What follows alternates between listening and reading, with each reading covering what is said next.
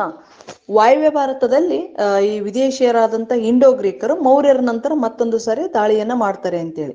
ಕ್ರಿಸ್ತಪೂರ್ವ ಸುಮಾರು 190ರಿಂದ ಕ್ರಿಸ್ತಪೂರ್ವ 50ರವರೆಗೆ ಈ ಇಂಡೋ ಗ್ರೀಕರು ವಾಯುವ್ಯ ಭಾರತವನ್ನ ಆಕ್ರಮಿಸಿಕೊಂಡಿದ್ರು ಅಂತ ಹೇಳ್ಬೋದು. ಇಲ್ಲಿ ಅಲೆಕ್ಸಾಂಡರ್ ಏನಪ್ಪಾ ಅನ್ನಂದ್ರ ಕ್ರಿಸ್ತಪೂರ್ವ 327-26 ಹಿಂಗ್ ಬಂದೋಗಿದ್ದ. 25ರಲ್ಲಿ ಅವನ್ ಕೊನೆ ಆಗಿತ್ತು. 24ರಲ್ಲಿ ಮೌರ್ಯ ಸಾಮ್ರಾಜ್ಯದ ಚಂದ್ರಗುಪ್ತ ಮೌರ್ಯ ಅಧಿಕಾರಕ್ಕೆ ಬಂದಿದ್ದ ಅಂತೇಳಿ. ಆದ್ರೆ ಇಲ್ಲಿ ಏನ್ ಅಲೆಕ್ಸಾಂಡರ್ನ ಕನಸು ಕೂಡ ವಾಯುವ್ಯ ಭಾರತವನ್ನ ಹಿಡಿದಿದ್ದ ಮತ್ತು ಆಕ್ರಮಿಸಿಕೊಂಡಿದ್ದ. ಆದ್ರೆ ಸಂಪೂರ್ಣ ಭಾರತವನ್ನು ಗೆಲ್ಬೇಕೆಂಬ ಅವನ ಕನಸು ಹಾಗೆ ಅರ್ಧದಲ್ಲೇ ಉಳಿದಿತ್ತು. ಮತ್ತೆ ಇನ್ನೊಂದು ವಿಶಾಲವಾದಂತ ಏನು ವಾಯುವ್ಯ ಭಾರತ ಮತ್ತು ಏನು ಕಾಶ್ಮೀರ, ತಕ್ಷಶಿಲಾ ಅಲ್ಲಿ ತನಕ ಏನು ಗೆದ್ಕೊಂಡಿದ್ನಲ್ಲ, ಆ ವಿಶಾಲವಾದ ಭೂಭಾಗಗಳಿಗೆ ಏನು ಅವನು ಅಧಿಪತಿಯಾಗಿದ್ನಲ್ಲ, ಅವನ ನಂತರ ಅವನ ದಂಡ ನಾಯಕನಾಗಿದ್ದಂತ ಅಥವಾ ಅವನ ಮಗನಾಗಿದ್ದಂತ ಸೆಲೂಕಸ್ ಏನ್ ಮಾಡ್ತಾನಪ್ಪ ಅಂದ್ರೆ ಮತ್ತೊಂದ್ಸರಿ ಮೌರ್ಯರ ನಂತರ ಅಧಿಕಾರಕ್ಕೆ ಇಲ್ಲಿ ಬರ್ತಾನೆ ಅಂತ ಹೇಳ್ಬೋದು. ಸೆಲೂಕಸ್ ಮಾಡ್ತಾನಪ್ಪ ಅಂದ್ರೆ ಭಾರತದಲ್ಲಿ ಅಲೆಕ್ಸಾಂಡರ್ ಗೆದ್ದಂತ ಪ್ರದೇಶಗಳ ಒಂದು ಅಧಿಪತಿ ಆಗ್ತಾನೆ ಅಂತ ಹೇಳ್ಬೋದು. ಇವನು ಸಿರಿಯಾ ಸಾಮ್ರಾಜ್ಯದ ಸ್ಥಾಪಕನಾಗಿರ್ತಾನೆ. ಅದ್ರ ಜೊತೆಗೆ ಭಾರತದ ಬ್ಯಾಕ್ಟ್ರಿಯಾ ಮತ್ತು ಪಾರ್ಥಿಯಾ ಅಂದ್ರೆ ಈ ಬ್ಯಾಕ್ಟ್ರಿಯಾನ್ ಅಂದ್ರೆ ಅಫ್ಘಾನಿಸ್ತಾನ, ಉತ್ತರ ಅಫ್ಘಾನಿಸ್ತಾನ, ಪಾರ್ಥಿಯಾನ್ ಅಂದ್ರೆ ಆಗ್ನೇಯ ಕ್ಯಾಸ್ಪಿಯನ್ ಏನು ಪ್ರದೇಶ ಇದ್ದಾವಲ್ಲ, ಇವನ್ನ ಹಿಂಗೆರಡು ಕರಿತಾ ಇರ್ತಾರ. ಇವು ಕೂಡ ಸಿರಿಯಾ ಸಾಮ್ರಾಜ್ಯದಲ್ಲಿ ಸೇರಿದಂತ ಒಂದು ಪ್ರದೇಶಗಳಾಗಿದ್ವು. ಅದ್ರ ಜೊತೆಗೆ ಈ ಬ್ಯಾಕ್ಟೀರಿಯಾ ಪ್ರದೇಶವು ಏನೈತಲ್ಲ, ಈ ಅಫ್ಘಾನಿಸ್ತಾನವು ಹಿಂದೂ ಕುಶ್ ಪರ್ವತದ ಸುತ್ತಮುತ್ತಲು ನೆಲೆಗೊಂಡಿರ್ತೈತಿ. ಇದು ಒಂದ್ ರೀತಿಯಿಂದ ಗ್ರೀಕ್ ನಾಗರಿಕತೆಯ ಕೇಂದ್ರ ಆಗಿತ್ತು ಅಂತೇಳಿ. ಹಾಗಾಗಿ ಸೆಲೂಕಸ್ ಏನ್ ಮಾಡ್ತಾನಪ್ಪ ಅನ್ನಂದ್ರ ಅಲ್ಲಿಂದ ಸಿರಿಯಾ ಈ ಬ್ಯಾಕ್ಟೀರಿಯಾ ಪ್ರದೇಶಗಳನ್ನ ಆಳ್ವಿಕೆ ಮಾಡ್ಕೊಳ್ತಾ ಅದರ ಮೂಲಕವಾಗಿ ವಾಯುವ್ಯ ಭಾರತಕ್ಕೂ ಬಂದು ವಾಯುವ್ಯ ಭಾರತವನ್ನ ತನ್ನ ಹಿಡಿತಕ್ಕೆ ಮತ್ತೊಂದು ಸಾರಿ ತೆಗೆದುಕೊಳ್ತಾನೆ ಅಂತ ಹೇಳ್ಬೋದು. ಜೊತೆಗೆ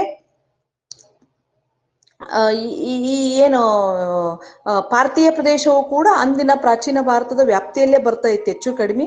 ಇದನ್ನು ಕೂಡ ಅವನು ವಶಪಡಿಸಿಕೊಳ್ತಾನೆ ಅಂತ ಹೇಳ್ಬೋದು. ಇವನ್ ನಂತರ ಯಾರು ಸೆಲೂಕಸನ್ ನಂತರ ಅಲೆಕ್ಸಾಂಡರ್ ಬಂದಾದ್ಮೇಲೆ ಮೌರ್ಯ ಸಾಮ್ರಾಜ್ಯ ಸ್ಥಾಪನೆ ಆಯ್ತು. ಮೌರ್ಯರ ನಂತರ ಇಲ್ಲಿ ಕಣ್ವರು ಶುಂಗರ ಆಳ್ವಿಕೆಯ ನಂತರ ದುರ್ಬಲ ವಾಯುವ್ಯ ಭಾರತದಲ್ಲಿ ಅವನ ದಂಡ ನಾಯಕನಾಗಿದ್ದಂತ ಸೆಲೂಕಸ್ ಬರ್ತಾನೆ. ಸೆಲೂಕಸ್ ಸಿರಿಯಾದಿಂದ ಹಿಡ್ಕೊಂಡು ಗ್ರೀಕ್ ಪ್ರದೇಶವಾದಂತ ಗ್ರೀಕ್ ಸಾಮ್ರಾಜ್ಯಕ್ಕೆ ಸೇರಿದಂತ ಈ ಯಾವುದು ಹಿಂದೂ ಕುಶ್ ಭಾಗ ಮತ್ತು ಭಾರತಕ್ಕೆ ಸೇರಿದಂತ ಪಾರ್ಥಿಯ ಭಾಗ ಇವೆಲ್ಲವನ್ನ ವಶಪಡಿಸಿಕೊಂಡು ವಾಯುವ್ಯ ಭಾರತವನ್ನ ತನ್ನ ಹಿಡಿತಕ್ಕೆ ತೆಗೆದುಕೊಳ್ತಾನೆ ಅಂತೇಳಿ.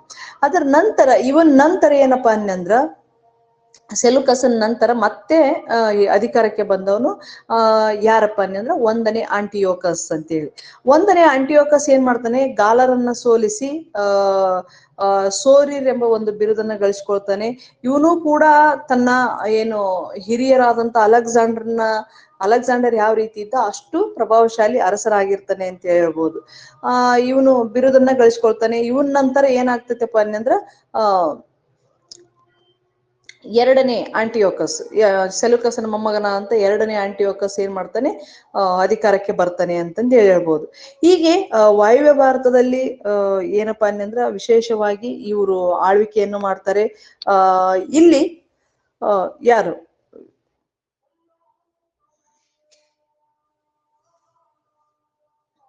ಒಂದೇ ನಿಮಿಷ,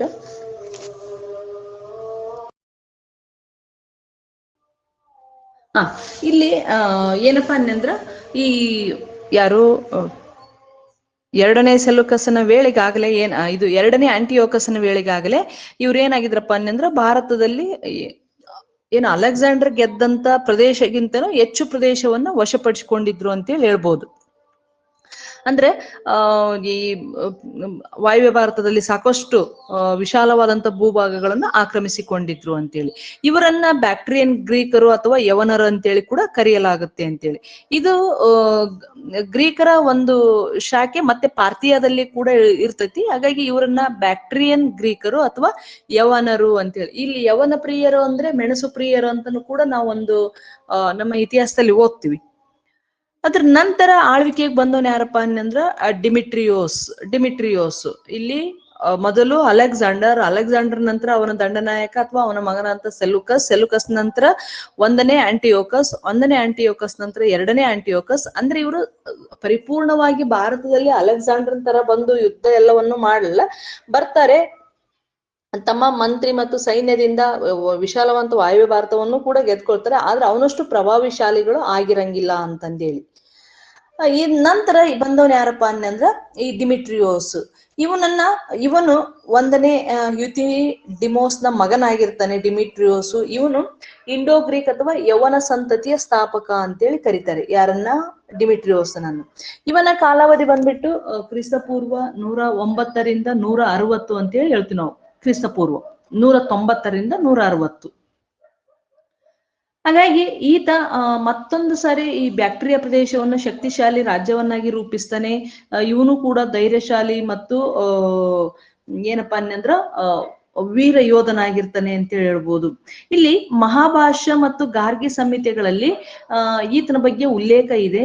ಈತ ಗಾಂಧಾರ, ತಕ್ಷಶಿಲಾ, ಆಫ್ಘಾನಿಸ್ತಾನ, ಪಂಜಾಬ್, ಸಿಂಧ್, ಮಥುರಾ ಪ್ರಾಂತ್ಯಗಳನ್ನು ವಶಪಡಿಸಿಕೊಂಡ ಅಂತ ಹೇಳ್ತಾರೆ. ಯಾವುದರ ಉಲ್ಲೇಖ? ಮಹಾಭಾಷ್ಯ ಮತ್ತು ಗಾರ್ಗಿ ಸಂಹಿತೆಗಳಲ್ಲಿ ಡಿಮಿಟ್ರಿಯೋಸ್ ಯಾರು? ಇಂಡೋ ಗ್ರೀಕರ ಅರಸನಾದಂತ ಡಿಮಿಟ್ರಿಯೋಸ್ ಕ್ರಿಸ್ತಪೂರ್ವ 190ರಿಂದ 160 ಆಳ್ವಿಕೆಯ ಸಮಯದಲ್ಲಿ ತಕ್ಷಶಿಲಾ, ಅಫ್ಘಾನಿಸ್ತಾನ, ಪಂಜಾಬ್, ಸಿಂಧ್, ಮಥುರಾ ಮತ್ತು ಪಾಟಲಿಪುತ್ರದ ಮೇಲೆ ದಾಳಿ ಮಾಡಿ ಆ ಪ್ರದೇಶಗಳನ್ನ ವಶಪಡಿಸಿಕೊಂಡ ಅಂತ ಹೇಳ್ತಾರೆ. ಇದು ಯಾವಾಗ ನಡೀತು ಅನ್ನಂದ್ರೆ ಕ್ರಿಸ್ತಪೂರ್ವ 180 ಸಂದರ್ಭದಲ್ಲಿ ಅಂತೇಳಿ. ಆದ್ರೆ ಇವನ ದಾಳಿಯನ್ನ ಆಗಿನ ಶುಂಗರ ಅರಸನಾಗಿದ್ದಂತ ಪುಷ್ಯಮಿತ್ರ ಶುಂಗ ಹಿಮ್ಮೆಟ್ಟಿಸಿದ ಅಂತೇಳಿ ಕೂಡ ಹೇಳ್ತಾರೆ ಅಂತೇಳಿ. ಹೀಗಾಗಿ ಡಿಮಿಟ್ರಿಯೋಸ್ ಭಾರತದ ಒಂದು ಏನು ಆಕ್ರಮಣದಲ್ಲಿ ತೊಡಗಿದ್ದಾಗ ಕ್ರಿಸ್ತಪೂರ್ವ 175ರಲ್ಲಿ ಈ ಏನು ಬ್ಯಾಕ್ಟ್ರಿಯಾ ಗ್ರೀಕರ ಸೇನಾನಿ ಯುಕ್ರಟೈಡಸ್ ಅನ್ನು ದಂಗೆ ಎದ್ದು ಕೆಲವು ಭಾರತೀಯ ಪ್ರದೇಶಗಳನ್ನ ವಶಪಡಿಸಿಕೊಳ್ತಾನೆ ಅಂತ. ಅಂದ್ರೆ ಇವನದೇ ಸೇನಾನಿ ಆಗಿದ್ದಂತ ಯುಕ್ರಟೈಡಸ್ ಅವನು ಇಲ್ಲಿ ಭಾರತದಲ್ಲಿ ಇದ್ದ ಸಂದರ್ಭದಲ್ಲಿ, ಡಿಮಿಟ್ರಿಯೋಸ್ ಭಾರತದಲ್ಲಿ ಇದ್ದ ಸಂದರ್ಭದಲ್ಲಿ ಅಲ್ಲಿ ದಂಗೆ ಎದ್ದೇಳ್ತಾನೆ. ಹಾಗಾಗಿ ಆ ದಂಗೆಯನ್ನ ಸರಿಪಡಿಸುವ ಸಂದರ್ಭದಲ್ಲಿ ಅವನು ಯಾವಾಗ ವಾಪಸ್ ಹೋಗ್ತಾನೆ, ಅವನು ಭಾರತದ ಕೆಲವು ಪ್ರದೇಶಗಳನ್ನ ವಶಪಡಿಸಿಕೊಳ್ತಾನೆ ಅಂತೀವಿ. ಹೀಗಾಗಿ ಇಲ್ಲಿ ಡಿಮಿಟ್ರಿಯೋಸ್ ಏನ್ ಮಾಡ್ತಾನೆ, ಭಾರತದಲ್ಲಿ ತಾನು ಗೆದ್ದಂತ ಪ್ರದೇಶಗಳನ್ನ ತನ್ನ ಸೇನಾನಿಯಾದಂತ ಮೆನಂದಾರ್ ಆ ಮೆನಂದಾರ್ನಿಗೆ ವಹಿಸಿ ವಾಪಸ್ ಬ್ಯಾಕ್ಟ್ರಿಯಾಗೆ ಹೋಗ್ತಾನೆ ಅಂತೇಳಿ ಉಲ್ಲೇಖ ಇದೆ ಅಂತೆ. ಅವನು ಬ್ಯಾಕ್ಟ್ರಿಯಾಗೆ ಹೋಗುವುದ್ರೊಳಗಾಗಿ ಬ್ಯಾಕ್ಟ್ರಿಯಾವು ಪೂರ್ತಿಯಾಗಿ ಅವನ ಸೇನಾನಿ ಯುಕ್ರಟೈಡಸ್ ನ ಪಾಲಾಗಿತ್ತು ಅಂತೇಳಿ. ಹಾಗಾಗಿ ಅವನಿಗೆ ವಾಪಸ್ ಬ್ಯಾಕ್ಟ್ರಿಯಾವನ್ನು ಪಡೆಯಲಾಗಲಿಲ್ಲ ಅಂತೇಳಿ. ಈ ವಾಪಸ್ ಏನ್ ಮಾಡ್ತಾನೆ ಅವನು, ಸಿಂಧು ಕಣಿವೆಗೆ ತನ್ನ ಒಂದು ಅಧಿಕಾರವನ್ನ ಸೀಮಿತಗೊಳಿಸಿ ವಾಪಸ್ ಈ ಪ್ರದೇಶಕ್ಕೆ ಬರ್ತಾನೆ ಅಂತೇಳಿ. ಆದ್ರೆ ಅವನನ್ನ ಭಾರತದ ರಾಜ ಅಥವಾ ವಾಯುವ್ಯ ಭಾರತ ರಾಜ ಅಂತೇಳಿ ಯಾರು ಪರಿಗಣಿಸಲಿಲ್ಲ ಅಂತೇಳಿ. ಯಾರನ್ನ? ಡಿಮಿಟ್ರಿಯೋಸ್ನನ್ನು. ಮತ್ತೆ ಇವನ್ ಏನ್ ಮಾಡ್ತಾನಪ್ಪ ಅನ್ನಂದ್ರ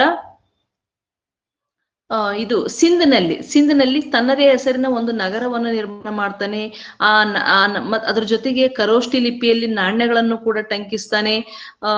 ಭಾರತದಲ್ಲಿ ಮೊಟ್ಟ ಮೊದಲೇ ಬಾರಿಗೆ ಈ ಚಿನ್ನದ ನಾಣ್ಯಗಳನ್ನ ಟಂಕಿಸಿದವರು ಯಾರಪ್ಪ ಅನ್ನಂದ್ರ ಈ ಇಂಡೋ ಗ್ರೀಕರು ಅಂತೇಳಿ. ಅದರಲ್ಲಿ ವಿಶೇಷವಾಗಿ ಡಿಮಿಟ್ರಿಯೋಸ್.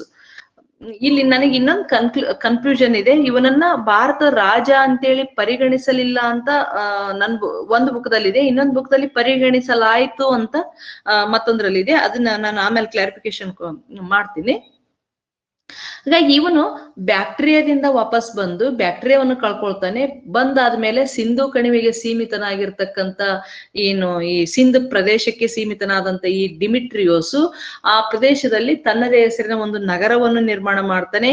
ಜೊತೆಗೆ ಖರೋಷ್ಠಿ ಲಿಪಿಯಲ್ಲಿ ನಾಣ್ಯಗಳನ್ನ ಟಂಕಿಸ್ತಾನೆ ಅಂತೇಳಿ. ಹಾಗಾಗಿ ಭಾರತದಲ್ಲಿ ಮೊಟ್ಟ ಮೊದಲೇ ಬಾರಿಗೆ ಚಿನ್ನದ ನಾಣ್ಯಗಳನ್ನು ಮೊದಲು ಟಂಕಿಸಿದವರು ಇಂಡೋ ಗ್ರೀಕರು ಅಂತೇಳಿ.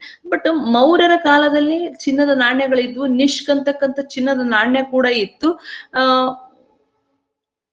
ಇದ್ರ ಬಗ್ಗೆ ನಾವು ಇನ್ನೂ ಸ್ವಲ್ಪ ಚರ್ಚೆ ಮಾಡೋಣ. ಯಾರಿಲ್ಲಿ ಮೊಟ್ಟ ಮೊದಲು ಚಿನ್ನದ ನಾಣ್ಯಗಳನ್ನು ಟಂಕಿಸಿದವರು, ಇಂಡೋ ಗ್ರೀಕರ ಅಥವಾ ಮೌರ್ಯರ ಅನ್ನೋದ್ರ ಕುರಿತು ನಾವು ನಂತರ ಆಳವಾದಂತ ಚರ್ಚೆಯನ್ನ ಮಾಡೋಣ. ಮತ್ತೆ ಇವನು ನಿರ್ಮಿಸಿದಂತ ನಗರ ಯಾವ್ದಪ್ಪ ಅಂದ್ರ ಸಕಾಲ ಪಂಜಾಬಿನ ಸಕಾಲ, ಅಥವಾ ಅದನ್ನ ಈಗಿನ ಸಿಯಾಲ್ಕೋಟ್ ಅಂತೇಳಿ ಕರೀತಾರೆ. ಈಗದು ಪಾಕಿಸ್ತಾನದ ಪಾಲಾಗಿದೆ ಸಿಯಾಲ್ಕೋಟ್. ಅದರ ಪ್ರಾಚೀನ ಹೆಸರು ಸಕಾಲ ಆಗಿತ್ತು ಅಂತೇಳಿ. ಅದು ರಾಜಧಾನಿ ಕೂಡ ಆಗಿತ್ತು, ಅವನ ರಾಜಧಾನಿ ಆಗಿತ್ತು, ಏನು ಸಿಂಧ್ ಪ್ರದೇಶದ ರಾಜಧಾನಿ ಆಗಿತ್ತು ಅಂತೇಳಿ. ಮತ್ತೆ ಈ ಒಂದು ಸಕಾಲವನ್ನ ಏನ್ ಮಾಡ್ತಾನಪ್ಪ ಅಂದ್ರೆ ಅವನು ಅಲ್ಲಿ ಸಕಾಲದಲ್ಲಿ ಸುಂದರವಾದಂತ ಸರೋವರ ಕಟ್ಟಿಸ್ತಾನೆ, ಕೆರೆ ಪಾರ್ಕ್ಗಳನ್ನ ಅರಮನೆಗಳನ್ನ ಕಟ್ಟಿಸಿ ಸುಂದರವಾದಂತ ಒಂದು ರಾಜಧಾನಿಯನ್ನಾಗಿ ಮಾಡ್ಕೊಳ್ತಾನೆ ಅಂತೇಳಿ. ಯಾರು? ಡಿಮಿಟ್ರಿಯೋಸ್. ಇವನ್ ನಂತರ ಯಾರ ಅಧಿಕಾರಕ್ಕೆ ಬರ್ತಾರಪ್ಪ ಅಂದ್ರೆ ಅವನ ಸೇನಾನಿ ಆದಂತ ಮೆನಂಡಾರ್. ಇವನು ಕ್ರಿಸ್ತಪೂರ್ವ 160ರಿಂದ 120ರವರೆಗೆ ಆಳ್ವಿಕೆಯನ್ನ ಮಾಡ್ತಾನೆ ಅಂತೇಳಿ. ಯಾರು? ಡಿಮಿಟ್ರಿಯೋಸ್ ನಂತರ ಅಧಿಕಾರಕ್ಕೆ ಬಂದನು ಅವನ ಸೇನಾನಿ ಮೆನಂಡಾರ್. ಈ ಮೆನಂಡಾರ್ ಏನಪ್ಪ ಅಂದ್ರ ಯುತಿಡೆಮೋಸ್ ಸಂತತಿಯ, ಅಥವಾ ಇವಂದು ಸಂತತಿ ಬೇರೆ, ಯುತಿಡೆಮೋಸ್. ಇಲ್ಲಿ ಡಿಮಿಟ್ರಿಯೋಸ್ ಸಂತತಿ ಕೂಡ ಯುತಿಡೆಮೋಸ್, ಅವನ ಅಪ್ಪನ ಹೆಸರು ಯುತಿಡೆಮೋಸ್. ಹೀಗಾಗಿ ಇವನು ಯುತಿಡೆಮೋಸ್ ಸಂತತಿಯ ಏನು ಅರಸನಾದಂತ ಡೆಮಿಟ್ರಿಯೋಸನ ಅಳಿಯನಾಗಿದ್ದ ಅಂತೇಳಿ ಹೇಳ್ಬೋದು. ಯಾರು? ಮೆನಂಡಾರ್. ಹಾಗಾಗಿ ಇವನು ಡಿಮಿಟ್ರಿಯೋಸನಿಗಿಂತನೂ ಅತ್ಯಂತ ಪ್ರಸಿದ್ಧನಾದಂತ ಅರಸನಾಗಿರ್ತಾನೆ. ಇಂಡೋ ಗ್ರೀಕರು ಅಥವಾ ಇಂಡೋ ಬ್ಯಾಕ್ಟ್ರಿಯನ್ನರಲ್ಲೇ ಅತ್ಯಂತ, ಇಲ್ಲಿ ಇಂಡೋ ಗ್ರೀಕ್ ಅಥವಾ ಬ್ಯಾಕ್ಟ್ರಿಯನ್ ಗ್ರೀಕ್ ಅಂದ್ರೆ ಎರಡೂ ಒಂದೇ ಪಂಗಡಗಳು. ಆದ್ರೆ ಒಂದು ಈ ಬ್ಯಾಕ್ಟ್ರಿಯ ಪ್ರದೇಶ ಅಂದ್ರ ಅಫ್ಘಾನಿಸ್ತಾನ ಭಾಗದಲ್ಲಿ ಆಳ್ವಿಕೆಯನ್ನು ಮಾಡ್ತಾ ಇರ್ತೈತಿ, ಇನ್ನೊಂದು ಸಿರಿಯಾ ಮತ್ತು ವಾಯುವ್ಯ ಭಾರತ ಭಾಗದಲ್ಲಿ ಆಳ್ವಿಕೆಯನ್ನು ಮಾಡ್ತಾ ಇರುತ್ತೆ ಅಂತ. ಹಾಗಾಗಿ ಅತ್ಯಂತ ಪ್ರಸಿದ್ಧ ಅರಸ ಇವರೆಲ್ಲರಲ್ಲಿ ಅಂತಂದ್ರ ಯಾರಪ್ಪ ಅಂದ್ರ ಮೆನಂಡಾರ್. ಅತ್ಯಂತ ಸಾಹಸಿ ಮತ್ತು ವೀರಯೋಧ ಆಗಿರ್ತಾನೆ. ಉತ್ತಮ ಕಲೆ ಮತ್ತು ಸಾಹಿತ್ಯಗಳ ಪೋಷಕನಾಗಿರ್ತಾನೆ. ಇವನ ಕಾಲದಲ್ಲಿ ಕೂಡ ಈ ಸಕಾಲ ಏನೈತಲ್ಲ ರಾಜಧಾನಿ ಆಗಿತ್ತು ಅಂತೇಳಿ. ಸಕಾಲ ಅಥವಾ ಅದರ ಈಗಿನ ಆಧುನಿಕ ಹೆಸರು ಸಿಯಾಲ್ಕೋಟ್ ಈಗ ಎಲ್ಲೈತಪ್ಪ ಅಂದ್ರೆ ಪಾಕಿಸ್ತಾನದಲ್ಲಿ ಇದೆ ಅಂತಂದು. ಆತನ ಮತ್ತೊಂದು ಹೆಸರು ಏನಪ್ಪ ಅಂದ್ರೆ ಮಿಲಿಂದ. ಮೆನಂಡಾರ್ನ ಮತ್ತೊಂದು ಹೆಸರು ಏನಂದ್ರೆ ಮಿಲಿಂದ ಎಂಬ ಹೆಸರಿನಿಂದ ಆತ ಖ್ಯಾತಿಯನ್ನ ಗಳಿಸಿದ್ದಾನೆ ಅಂತೇಳಿ. ಇವನು ಮೆನಂದಾರ್ ಪಂಜಾಬ್, ಸಿಂಧ್, ಅಫ್ಘಾನಿಸ್ತಾನ, ಬುಂದೇಲ್ಖಂಡ, ಬ್ರೋಚ್, ರಾಜ್ಪಟಾಣ್, ತಕ್ಷಶಿಲಾ, ಗಾಂಧಾರ, ಪುಷ್ಯಲಾವತಿ, ಸ್ವಾಟ್ ಕಣಿವೆ ಮತ್ತು ಕಾತೆವಾಡ ಪ್ರದೇಶಗಳನ್ನ ಗೆದ್ದು ಮಥುರಾವರೆಗೆ ರಾಜ್ಯವನ್ನ ವಿಸ್ತರಿಸಿದನೆಂದು ಅವನ ನಾಣ್ಯಗಳು ಮತ್ತು ಆ ಇಂಡೋ ಗ್ರೀಕರ ನಾಣ್ಯಗಳು ಉಲ್ಲೇಖವನ್ನು ಮಾಡುತ್ತವೆ ಅಥವಾ ನಾಣ್ಯಗಳು ಹೇಳುತ್ತವೆ ಅಂತೇಳಿ. ಅಂದ್ರೆ ಮಥುರಾವರೆಗೆ ಅಂದ್ರೆ ಉತ್ತರ ಭಾರತದ ಒಳನಾಡಿನವರೆಗೆ ಇಂಡೋ ಗ್ರೀಕರ ಸಾಮ್ರಾಜ್ಯವನ್ನು ವಿಸ್ತರಿಸಿದ ಕೀರ್ತಿ ಯಾರಿಗೆ ಸಲ್ಲುತ್ತಪ್ಪ ಅನ್ನಂದ್ರ ಮೆನಂಡಾರ್ನಿಗೆ ಸಲ್ಲುತ್ತೆ ಅಥವಾ ಮಿಲಿಂದನಿಗೆ ಸಲ್ಲುತ್ತೆ ಅಂತೇಳಿ. ಅವರ ಮಾವ ಯಾರು? ಡೆಮಿಟ್ರಿಯಸ್. ಅವನ ಕಾಲದಲ್ಲಿ ಇದು ಅಷ್ಟೊಂದು ವಿಸ್ತರಣೆ ಆಗಿರ್ಲಿಲ್ಲ.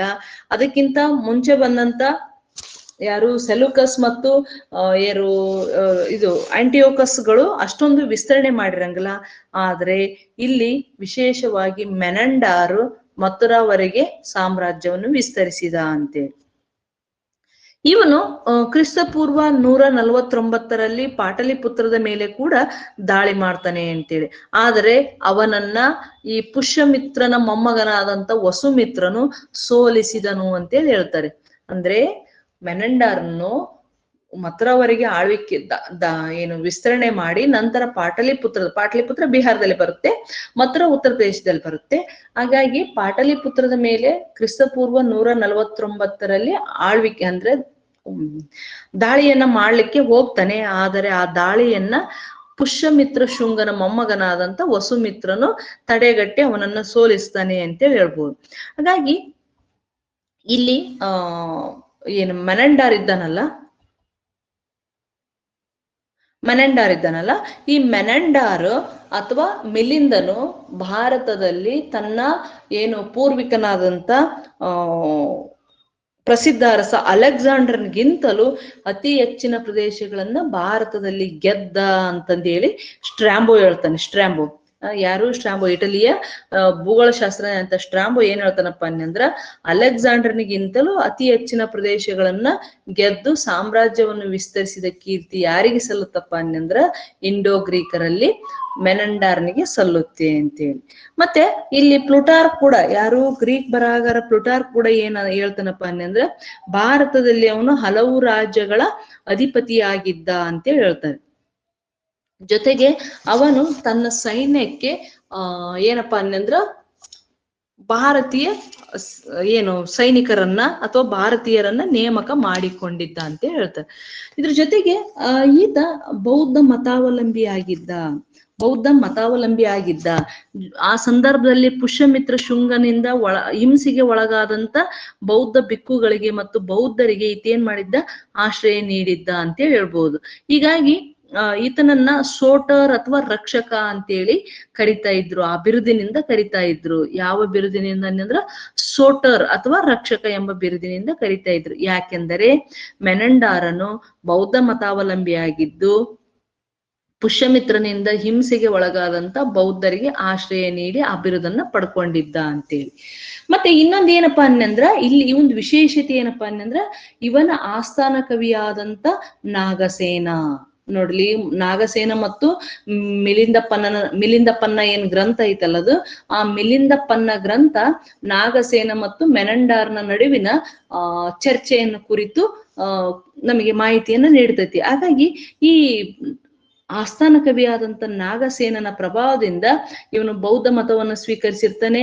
ನಂತರ ಬೌದ್ಧ ಧರ್ಮದ ಕುರಿತು ಅವನ ಜೊತೆಗೆ ಚರ್ಚೆಯನ್ನು ಮಾಡ್ತಾನೆ, ಮಹಾಪೋಷಕ ಅಂತ ಅನಿಸ್ಕೊಳ್ತಾನೆ ಅಂತೇಳಿ ಹೇಳ್ಬೋದು. ಹೀಗಾಗಿ ಈ ಮಿಲಿಂದಪ್ಪನ್ನ, ಪಾಲಿ ಭಾಷೆಯಲ್ಲಿ ರಚಿಸಿದಂತ ಮಿಲಿಂದಪ್ಪನ್ನ ನಾಗಸೇನ ಮತ್ತು ಮೆನಂಡಾರ್ನ ನಡುವಿನ ಸಂವಾದವನ್ನು ಒಳಗೊಂಡಿದೆ ಅಂತೇಳಿ ಹೇಳ್ಬೋದು. ಮತ್ತೆ ಏನ್ ಸಂವಾದ ಇತ್ತು ಅದರಲ್ಲಿ ಏನಂದ್ರೆ, ಧಾರ್ಮಿಕ ಚರ್ಚೆ, ಬೌದ್ಧ ಧರ್ಮ ಮತ್ತು ಅಂದಿನ ಕಾಲದ ಧಾರ್ಮಿಕ ಚರ್ಚೆಯ ಸಾರಾಂಶವನ್ನು ಆ ಒಂದು ಗ್ರಂಥ ಒಳಗೊಂಡಿದೆ ಅಂತ ಹೇಳ್ಬೋದು. ಮತ್ತೆ ಇದು ಬರೀ ಇಂಡೋ ಗ್ರೀಕರಷ್ಟೇ ಅಲ್ಲ, ಅಂದಿನ ಪ್ರಾಚೀನ ಭಾರತದ ಇತಿಹಾಸ ರಚನೆಗೂ ಕೂಡ ಅತ್ಯಂತ ಶ್ರೇಷ್ಠವಾದಂತ ಐತಿಹಾಸಿಕ ಮಾಹಿತಿಯನ್ನ ಒಳಗೊಂಡಂತ ಒಂದು ಕೃತಿಯಾಗಿದೆ ಅಂತ ಹೇಳ್ಬೋದು. ಹಾಗಾಗಿ ಅವನ ಆಸ್ಥಾನ ಕವಿ ನಾಗಸೇನ ಅವನು ರಚಿಸಿದಂತ ಗ್ರಂಥ ಯಾವುದು, ಮಿಲಿಂದಪ್ಪನ್ನ.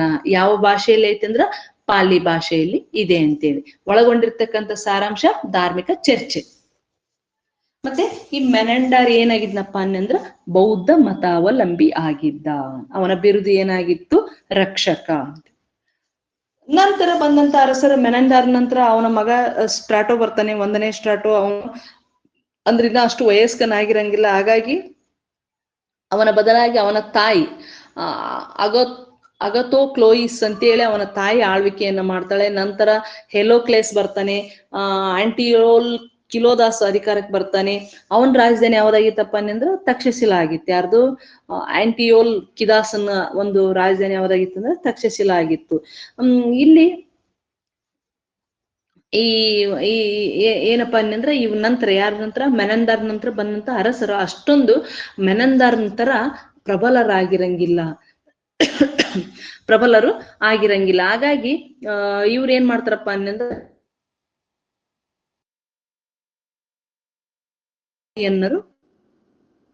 ಸೋಲಿಸಿ ಇಂಡೋ ಪಾರ್ತಿಯನ್ನರು ಅಧಿಕಾರಕ್ಕೆ ಬರ್ತಾರೆ ಅಂತ ಹೇಳ್ಬಹುದು. ಇಲ್ಲಿ ತಕ್ಷಶಿಲ ಯಾರ ರಾಜಧಾನಿ ಆಗಿತ್ತಪ್ಪ ಅಂದ್ರ ಆಂಟಿಯೋಲ್ ಕಿದಾಸನ ಒಂದು ರಾಜಧಾನಿ ಆಗಿತ್ತು ಅಂತೇಳಿ. ಇವನು ಏನ್ ಆಂಟಿಯೋ ಕಿಲಾದಾಸ್ ಇರ್ತಾನಲ್ಲ, ವಾಸುದೇವನ ಆರಾಧಕನ ಆಗಿರ್ತಾನೆ ಅಂತ ಹೇಳ್ಬೋದು. ಮತ್ತೆ ಈತ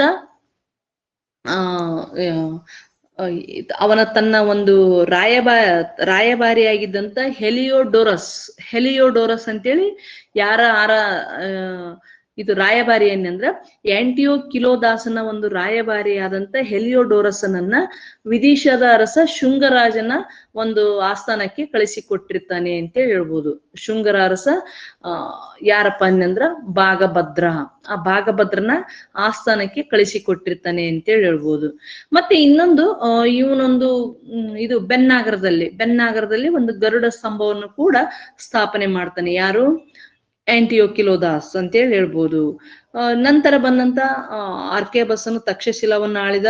ಈಗ ಇವ್ರ ನಂತರ ಇವ್ರ ಕೊನೆಯ ಅರಸರು, ಇಂಡೋ ಗ್ರೀಕರ ಕೊನೆಯ ಅರಸರು, ಇವರೆಲ್ಲರೂ ಕೂಡ ಅಷ್ಟು ಪ್ರಬಲರಾಗಿರಂಗಿಲ್ಲ. ಹೀಗಾಗಿ ಈ ಎಲ್ಲರನ್ನ ಮಟ್ಟ ಹಾಕಿ ಅಧಿಕಾರಕ್ಕೆ ಬಂದವರು ಯಾರಪ್ಪ ಅಂದ್ರೆ ಕುಶಾನರು. ಕುಶಾನರ 1ನೇ ಅರಸ ಕಾಡ್ಪೇಸಸ್ ಅಂತೇಳಿ ಹೇಳ್ಬೋದು. ಹೀಗಾಗಿ ಇಂಡೋ ಗ್ರೀಕರನ್ನ ಸೋಲಿಸಿ ಅಧಿಕಾರಕ್ಕೆ ಬಂದವರು ಯಾರಪ್ಪ ಅಂದ್ರೆ ಕುಶಾನರು ಅಂತೇಳಿ ಹೇಳ್ಬೋದು. ಒಟ್ಟು ಇಂಡೋ ಗ್ರೀಕ್ ಅಥವಾ ಇಂಡೋ ಬ್ಯಾಕ್ಟ್ರಿಯನ್ ಗ್ರೀಕರಲ್ಲಿ 39 ರಾಜರು, 2 ರಾಣಿಯರು ಭಾರತವನ್ನ ಆಳಿದ್ದಾರೆ ಅಂತೇಳಿ. 2 ರಾಣಿಯರು ಯಾರಪ್ಪ ಅಂದ್ರ ಅಗಥೋಕ್ಲೇಯಿಸ್ ಮತ್ತು ಹೆಲೋಕ್ಲೇಸ್ ಮತ್ತು ಅಗಥೋಕ್ಲೇಯಿಸ್ 2 ರಾಣಿಯರು ಭಾರತವನ್ನ ಆಳಿದ್ದಾರೆ ಅಂತೇಳಿ ಹೇಳ್ಬೋದು. ಇಲ್ಲಿ ಪ್ರಪ್ರಥಮ ಬಾರಿಗೆ ಇವರ ಒಂದು ಸಾಧನೆ ಏನಪ್ಪಾ ಅಂದ್ರೆ ಭಾರತದಲ್ಲಿ ಚಿನ್ನದ ನಾಣ್ಯಗಳನ್ನ ಚಲಾವಣೆಗೆ ತಂದರು ಅಂತ. ಟಂಕಿಸಿದ್ರು ಅನ್ನಕ್ಕಿಂತನೂ ಚಲಾವಣೆಗೆ ತಂದವರು ಯಾರಪ್ಪ ಅಂದ್ರೆ ಇಂಡೋ ಗ್ರೀಕರು ಅಂತೇಳಿ.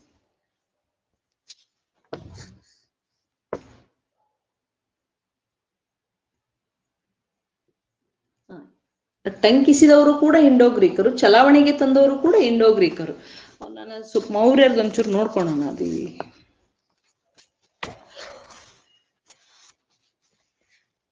ಓಕೆ, ಇವ್ರ ನಂತರ ಅಧಿಕಾರಕ್ಕೆ ಯಾರು ಬರ್ತಾರಪ್ಪ ಅಂದ್ರೆ ಇಂಡೋ ಪಾರ್ಥಿಯನ್ನರು ಬರ್ತಾರೆ.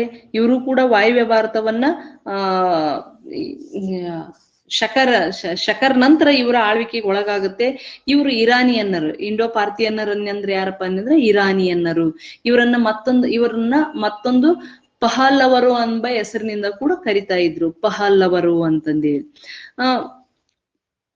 ಈ ಪಾರ್ಥಿಯನ್ನರು ಪಾರ್ಥಿಯ ಪ್ರಾಂತ್ಯದಲ್ಲಿ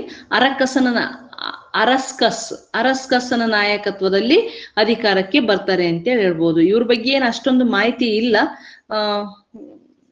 ಪಾರ್ಥಿಯನ್ನರ ಅತಿ ಪ್ರಸಿದ್ಧ ದೊರೆ ಯಾರಪ್ಪ ಅಂದ್ರೆ ಗೊಂಡೋಫೆರ್ನಸ್ ಅಂತೇಳಿ ಕರೀತಾರೆ. ಏನು ಇಲ್ಲಿ ಇವ್ರದ್ದು ಒಂದು ವಿಶೇಷತೆ ಏನಪ್ಪಾ ಅನ್ನಂದ್ರ ಇವನು ಯಾರು ಗೊಂಡೋಫೆರ್ನಸ್ ಇದ್ದಾನಲ್ಲ, ಪಾರ್ಥಿಯನ್ನರ ಅತಿ ಪ್ರಸಿದ್ಧ ದೊರೆ ಆಗಿರ್ತಾನೆ. ಇವನು ಬ್ಯಾಕ್ಟ್ರಿಯಾದ ಗ್ರೀಕರನ್ನ ಸೋಲಿಸಿ ಕ್ರಿಸ್ತ ಶಕ 19ರಿಂದ 45ರವರೆಗೆ ತಕ್ಷಶಿಲ ಮತ್ತು ಕಾಬೂಲ್ ಪ್ರದೇಶವನ್ನ ಆಳ್ತಾನೆ ಅಂತ ಹೇಳ್ಬೋದು. ಇಲ್ಲಿ ಶಕ ಮುಖ್ಯಸ್ಥನನ್ನು ಸೋಲಿಸಿ ಪೇಶಾವರವನ್ನು ಕೂಡ ಗೆದ್ದುಕೊಳ್ತಾನೆ ಅಂತೇಳಿ. ಈತ ಕ್ರೈಸ್ತ ಮತಾವಲಂಬಿ ಆಗಿರ್ತಾನೆ. ಏನು ತನ್ನ ಆಸ್ಥಾನಕ್ಕೆ ಬಂದಂತ ಕ್ರೈಸ್ತ ಪ್ರಚಾರಕನನ್ನು ಕೂಡ ಭಾರತದಲ್ಲಿ ನೀನು ಕ್ರೈಸ್ತ ಧರ್ಮವನ್ನ ಪ್ರಚಾರ ಮಾಡು ಅಂತಂದೇಳಿ ಕಳಿಸ್ತಾನೆ. ಹಾಗಾಗಿ ಭಾರತದಲ್ಲಿ ಮೊದಲೇ ಬಾರಿಗೆ ಕ್ರೈಸ್ತ ಪ್ರಚಾರ ಮಾಡಿದ ಮೊದಲ ಅರಸ ಯಾರಪ್ಪ ಅಂದ್ರೆ ಗೊಂಡೋಫೆರ್ನಸ್ ಅಂತೇಳಿ ಹೇಳ್ಬೋದು. ಮತ್ತೆ ಯಾರು ಪ್ರಸಾರ ಮಾಡಿಸಿದ ಅರಸ ಆಯ್ತು, ಪ್ರಸಾರ ಮಾಡಿದ ಸಂತ ಯಾರಪ್ಪ ಅಂದ್ರ ಕ್ರೈಸ್ತ ಥಾಮಸ್ ಅಂತೇಳಿ ಆ ಸಂತನ ಹೆಸರು. ಆತ ಭಾರತದಲ್ಲಿ ಮೊದಲೇ ಬಾರಿಗೆ ಈ ಒಂದು ಕ್ರೈಸ್ತ ಧರ್ಮವನ್ನ ಪ್ರಚಾರ ಮಾಡಿದಂತ, ಇದು ಪ್ರಾಚೀನ ಭಾರತದಲ್ಲೇ ಅಂತೇಳಿ ಹೇಳ್ಬೋದು. ಹಾಗಾಗಿ ಯಾರು ಇಂಡೋ ಪಾರ್ಥಿಯನ್ನರು ವಾಯುವ್ಯ ಭಾರತವನ್ನ ಆಳ್ತಾರೆ. ವಾಯುವ್ಯ ಭಾರತದಲ್ಲಿ ವಿಶೇಷವಾಗಿ ಎಲ್ಲಪ್ಪ ಅಂದ್ರ ತಕ್ಷಶಿಲ ಮತ್ತು ಕಾಬೂಲ್ ಪ್ರದೇಶಗಳು ಅಂತ ಹೇಳ್ಬೋದು. ನೆಕ್ಸ್ಟ್ ಪೇಶಾವರ. ಈ ಇಷ್ಟು ಪ್ರದೇಶಗಳನ್ನ ಇಂಡೋ ಪಾರ್ಥಿಯನ್ನರು ಆಳ್ತಾರೆ ಅಂತೇಳಿ. ಅವ್ರ ನಂತರ ಅಧಿಕಾರಕ್ಕೆ ಬಂದವರು ಯಾರಪ್ಪ ಅಂದ್ರ ಇದು ಶಕರು ಮತ್ತು ಸಿಥಿಯನ್ನರು ಅಂತೇಳಿ. ಈ ಶಕರು ಅಥವಾ ಸಿಥಿಯನ್ನರು ಕೂಡ ಎರಡು ಒಂದೇ ಮನೆತನಕ್ಕೆ ಸೇರಿದಂತ ಶಬ್ದ ಇದು. ಇವರು ಕ್ರಿಸ್ತಪೂರ್ವ 140ರಿಂದ 120ರವರೆಗೆ ವಾಯುವ್ಯ ಭಾರತವನ್ನ ಆಳ್ತಾರೆ ಅಂತೇಳಿ ಹೇಳ್ಬೋದು. ಈ ಸಿಥಿಯನ್ ಎಂಬ ಪದವನ್ನ ಶಕರಿಗೆ ಬಳಸಲಾಗಿದೆ ಅಂತೇಳಿ. ಇವೆರಡು ಕೂಡ ಒಂದೇ ಪದ. ಇವರು ಮೂಲತಃ ಮಧ್ಯ ಏಷ್ಯಾದಿಂದ ಬಂದವರು ಅಂತ ಹೇಳ್ತಾರೆ. ಇವರು ಆರಂಭದಲ್ಲಿ ವಾಯುವ್ಯ ಚೀನಾದಲ್ಲಿ ವಾಸವಾಗಿರ್ತಾರೆ. ನಂತರ ಈ ಹೂಣ ಮತ್ತು ಇಚು ಪಂಗಡಗಳಿಂದ ಸೋತು ಅಲ್ಲಿಂದ ಹೊರ ಹಾಕಲ್ಪಟ್ಟು ನಂತರ ಇವರು ಕ್ರಮೇಣ ಹಿಂದೂಕುಷ್ ಪರ್ವತ ಅಥವಾ ಸುಲೈಮಾನ್ ಪರ್ವತಗಳ ಮಾರ್ಗವಾಗಿ ಭಾರತಕ್ಕೆ ಬರ್ತಾರೆ ಅಂತ ಹೇಳ್ಬೋದು. ಯಾರು ಸಿಥಿಯನ್ನರು. ಇವರು ಸಿಥಿಯನ್ನರು ಅಥವಾ ಶಕರು ಏನ್ ಮಾಡಿದ್ರಪ್ಪ ಅಂದ್ರೆ ಆರಂಭದಲ್ಲಿ ಈ ಇಂಡೋ ಗ್ರೀಕರನ್ನ ಓಡಿಸಿ ಅಲ್ಲಿ ನೆಲೆ ಊರ್ತಾರೆ. ನಂತರ ಸಿಂಧು ನದಿಯ ಕೆಳಭಾಗಕ್ಕೆ ಬಂದು ಭಾರತದ ಈ ಪಶ್ಚಿಮ ಭಾಗಗಳನ್ನ ವಶಪಡಿಸಿಕೊಂಡು ಏನ್ ಮಾಡ್ತಾರೆ, ಬ್ಯಾಕ್ಟ್ರಿಯಾ ಏನು ಗ್ರೀಕರ್ ಇರ್ತಾರಲ್ಲ ಅವರನ್ನ ಓಡಿಸ್ತಾರೆ ಅಂತ ಹೇಳ್ಬೋದು. ಓಡಿಸಿ ಆ ಪ್ರದೇಶವನ್ನು ತಮ್ಮ ವಶ ಮಾಡ್ಕೊಳ್ತಾರೆ ಅಂತ ಹೇಳ್ಬೋದು. ಹಾಗಾಗಿ ಏನು ಈ ಬ್ಯಾಕ್ಟೀರಿಯಾ ಶಕರ ಒಂದು ಪ್ರದೇಶವನ್ನ ವಶಪಡಿಸಿಕೊಂಡಿದ್ದರಿಂದ ಇದನ್ನ ಶಕಸ್ಥಾನ ಅಂತೇಳಿ ಕೂಡ ಕರೀತಾರೆ ಅಂತೇಳಿ. ಅದ್ರ ಜೊತೆಗೆ ಇವ್ರೇನಂತ ದೊಡ್ಡ ಅರಸರಾಗಿರ್ಲಿಲ್ಲ, ಪ್ರಾಂತೀಯ ಅರಸರ ರೀತಿ ಆಳ್ವಿಕೆಯನ್ನ ಮಾಡ್ತಾ ಇದ್ರು ಅಂತ ಹೇಳ್ಬೋದು. ಈ ಪ್ರಾಂತೀಯ ಅರಸರ ತರ ಆಳ್ವಿಕೆ ಮಾಡಿದ್ದರಿಂದ ಈ ಭಾರತವನ್ನ ಆಳಿದ ಈ ಶಕ ಏನೈತಲ್ಲ,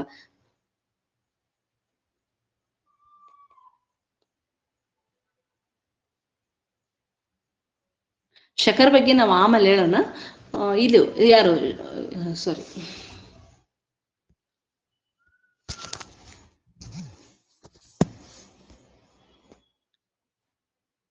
ಈ ಬ್ಯಾಕ್ಟೀರಿಯಾ ಪ್ರದೇಶ ವಶಪಡಿಸಿಕೊಂಡ ಮೇಲೆ ಅದು ಶಕರ ಒಂದು ವಶ ಆಗುತ್ತೆ. ಈ ಪ್ರದೇಶವನ್ನ ಶಕಸ್ಥಾನ ಅಂತೇಳಿ ಕರೀತಾರೆ ಅಂತೇಳಿ.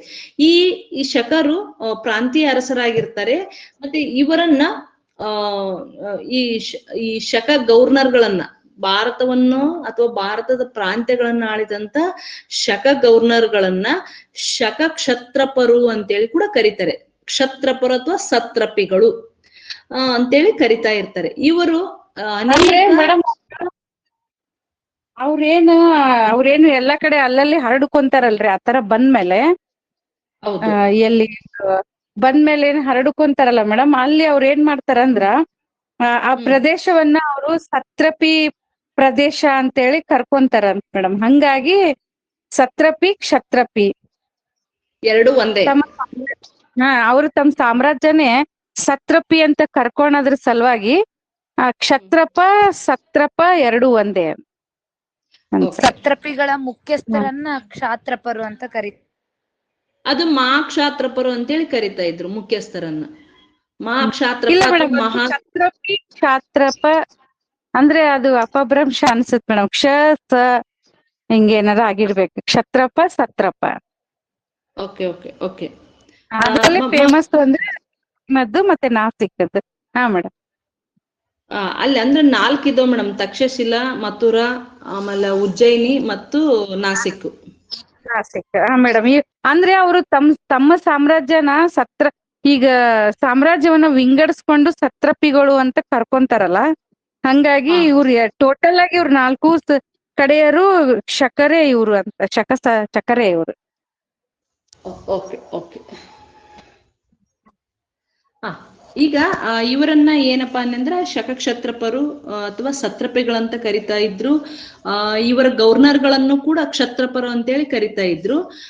ಇಲ್ಲಿ ಮಹಾಕ್ಷತ್ರಪರನ್ನು ಮಹಾರಾಜ ಅಂತೇಳಿ ಕೂಡ ಕರಿತಾ ಇದ್ರು ಅಂತೇಳಿ. ಪತಂಜಲಿ ಏನು ಮುನಿ ಇದ್ದಾನಲ್ಲ, ಅವನು ಬರೆದಂತ ಮಹಾಭಾಷ್ಯ ಕೃತಿಯಲ್ಲಿ ಶಕರನ್ನ ಅನಿರ್ವಸತ್ ಶೂದ್ರರು ಅಂತೇಳಿ ಕರೆದಿದ್ದಾನ ಅವನು. ಅನಿರ್ವಸತ್ ಶೂದ್ರರು ಅಂತೇಳಿ ಯಾರು ಪತಂಜಲಿ ತನ್ನ ಮಹಾಭಾಷ್ಯ ಕೃತಿಯಲ್ಲಿ ಕರೆದಿದ್ದಾನೆ ಅಂತೇಳಿ. ನೆಕ್ಸ್ಟ್ ಟ್ಯಾಲೆಮಿ ಏನಂತ ಕರೆದಿದ್ದಾನಪ್ಪ ಅಂದ್ರ, ಶಕರ ರಾಜ ಅಂದ್ರೆ ಶಕರ ಒಂದು ಏನು ಪ್ರದೇಶ ಇತ್ತಲ್ಲ, ಅದು ಶಕರ ರಾಜ್ಯ ಸಿಂಧೂ ನದಿಯ 2 ಕಡೆಯಿಂದ ಕಾಬೂಲ್ ನದಿಯಿಂದ ಅರೇಬಿಯಾ ಸಮುದ್ರದವರೆಗೆ ವಿಸ್ತರಿಸಿತ್ತು ಅಂತೇಳಿ ಹೇಳಿದ್ದಾನೆ. ಯಾರು?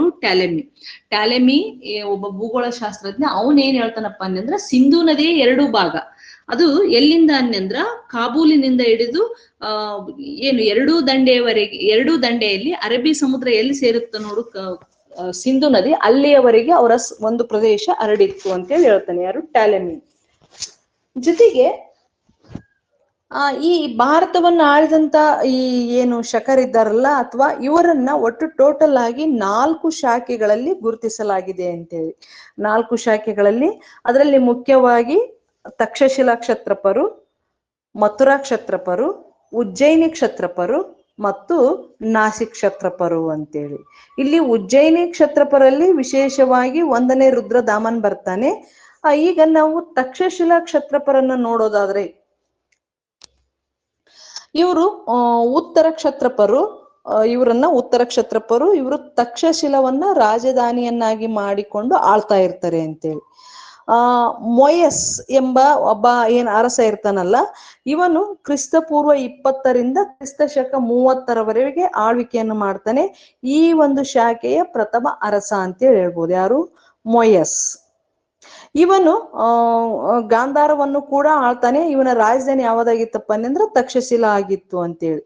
ಜೊತೆಗೆ ಏನು ಇವನು ಪೂರ್ವ ಪಂಜಾಬಿನಲ್ಲಿ ಗ್ರೀಕರ ಒಂದು ಪ್ರಭುತ್ವವನ್ನ ಅಂತ್ಯಗೊಳಿಸ್ತಾನೆ ಅಂತ ಹೇಳ್ಬೋದು.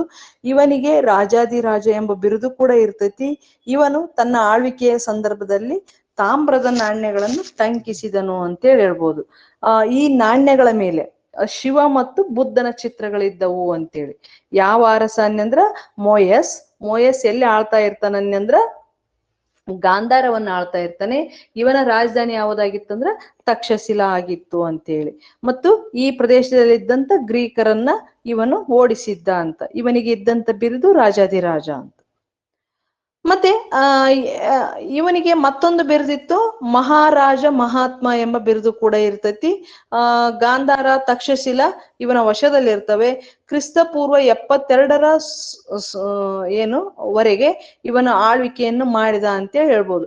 ಇವನ ನಂತರ ಅಧಿಕಾರಕ್ಕೆ ಬಂದವನು 1ನೇ ಏಜಸ್ ಅಂತೇಳಿ ಹೇಳ್ಬೋದು. ಈತನನ್ನ ಕ್ರಿಸ್ತಪೂರ್ವ 58ರಲ್ಲಿ ಆರಂಭವಾದಂತ ವಿಕ್ರಮಶಕ ವರ್ಷದ ಆರಂಭಕನೆಂದು ನಂಬಲಾಗಿದೆ ಅಂತೇಳಿ. ಆದ್ರೆ ಇಲ್ಲಿ ವಿಕ್ರಮಶಕ ವರ್ಷದ ಬಗ್ಗೆ ಅದು ಕ್ರಿಸ್ತಪೂರ್ವ 58 ಇನ್ ಕ್ರಿಸ್ತಶಕ 78 ಇದ್ರ ಬಗ್ಗೆ ಡೌಟ್ಸ್ ಇದೆ. ಅದು ಕ್ಲಿಯರ್ ಆಗಿ ನಾನು ಆಮೇಲೆ ಮಾತಾಡ್ತೀನಿ ಅದ್ರ ಬಗ್ಗೆ. ಹಾಗಾಗಿ ಇದು ಯಾರು ಏಜಸ್ ಇದ್ದಾನಲ್ಲ, ವಿಕ್ರಮ ಶಕದ ವರ್ಷದ ಆರಂಭಕನಂತೇಳಿ ಹೇಳಲಾಗಿದೆ ಅಂತ ಈ ಬುಕ್ದಲ್ಲಿ ಕೊಟ್ಟಿದ್ದಾರೆ. ಇದನ್ನ ನೋಡೋಣ ಆಮೇಲೆ ಅಂತೇಳಿ.